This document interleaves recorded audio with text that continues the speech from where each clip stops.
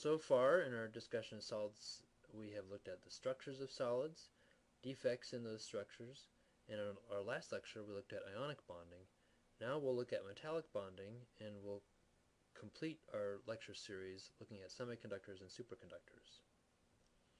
So to return to the tetrahedron of solids, last time we looked at ionic bonding. This time we'll look at metallic bonding.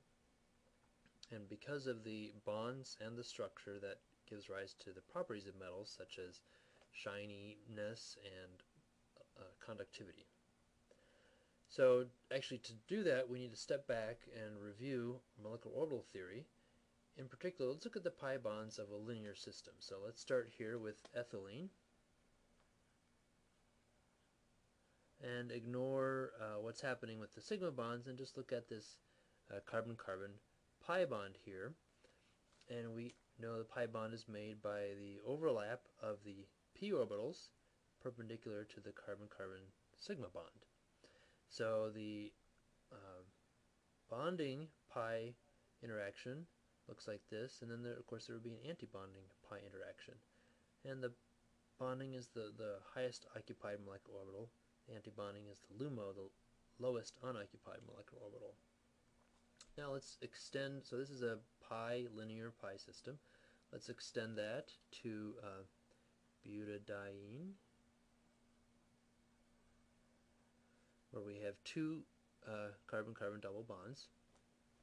And that means we're going to now have 4 p orbitals, so we can have 4 pi bonds, 2 of which are bonding, 2 of which are anti-bonding, and you see the increase in energy as we increase the number of nodes.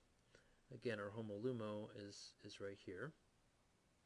Let's keep extending this system to a very long linear pi system. This is polyacetylene,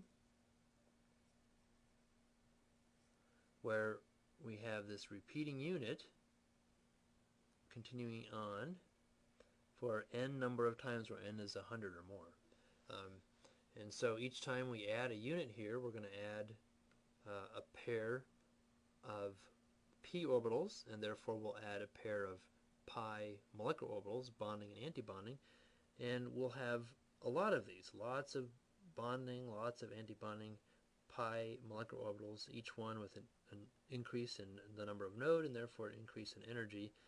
And these electrons will pair up, and we'll have a HOMO and a LUMO here. But you can see this HOMO-LUMO gap keeps getting smaller as we add p orbitals, as we add ethylene groups into the system.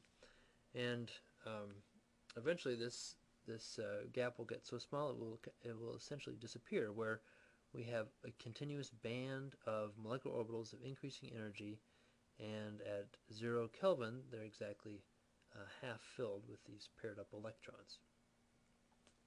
So can we make polyacetylene like that? And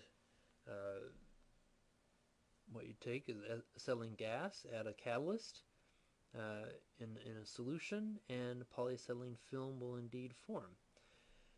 And looking at this band, we would expect, since there's no HOMO-LUMO gap, it should be easy for an electron to move up here and then move along this highly conjugated system. Well, it turns out that polyacetylene is not what you would expect in terms of a completely delocalized electron system. Instead, the molecule undergoes a distortion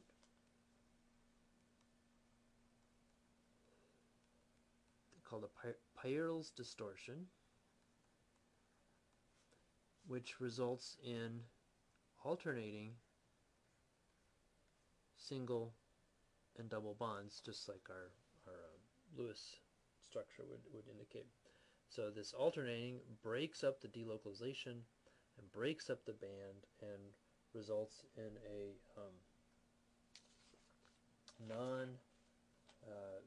non-conductive material. It's a black material. It's not shiny like a metal. It's not conductive. Conductivity is approximately, oh no, resistivity, excuse me. Resistivity is approximately 10 to the 8th ohms per centimeter. So not conductive. And we can understand this distortion because we have a one-dimensional system, this linear system. One-dimensional system is unstable,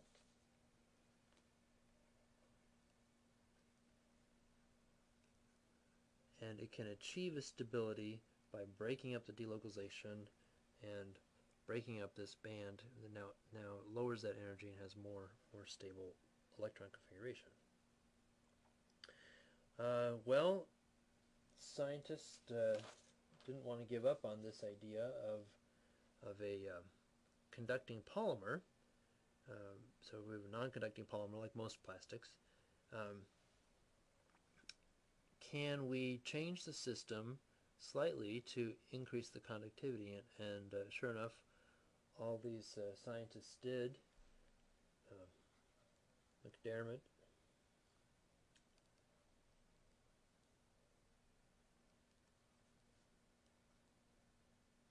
Shirakawa, and Hager added iodine to the system, and iodine will remove the electrons.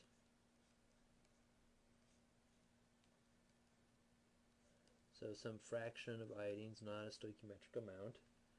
Will remove electrons from the pi system, creating radical charge carriers that can then hop along the chain and create conductivity. So this conductive polymer is the first of a series now that's been developed.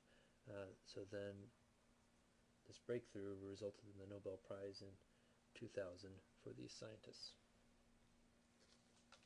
And this adding an electron acceptor is called doping, and we'll see another example of this in our next lecture.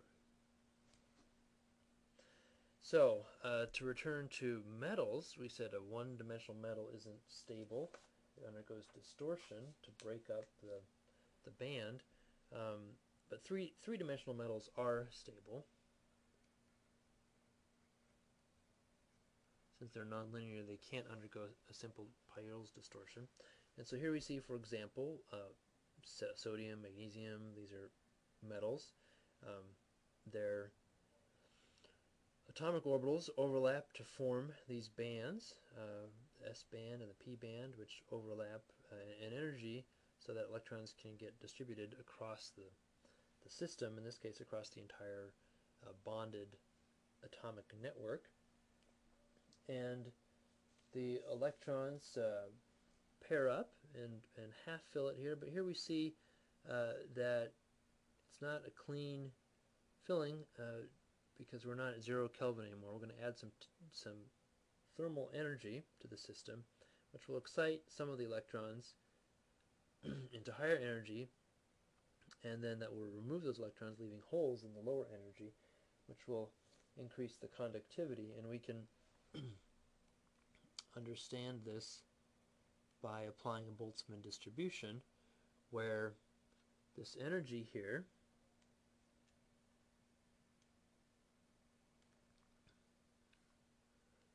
is called the Fermi level.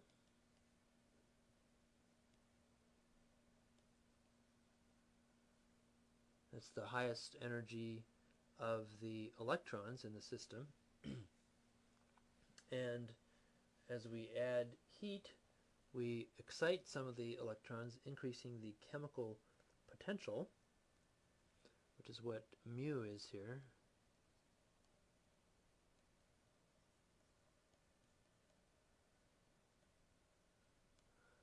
And that exponential difference is distributed based on the Boltzmann constant and the temperature. So that will give us the population at each energy level here for the electrons in this band system. So this gives rise to conductivity.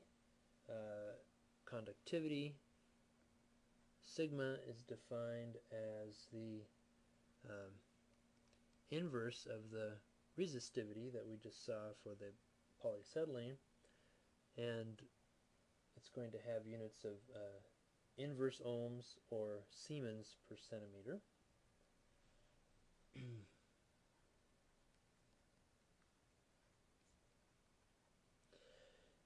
And the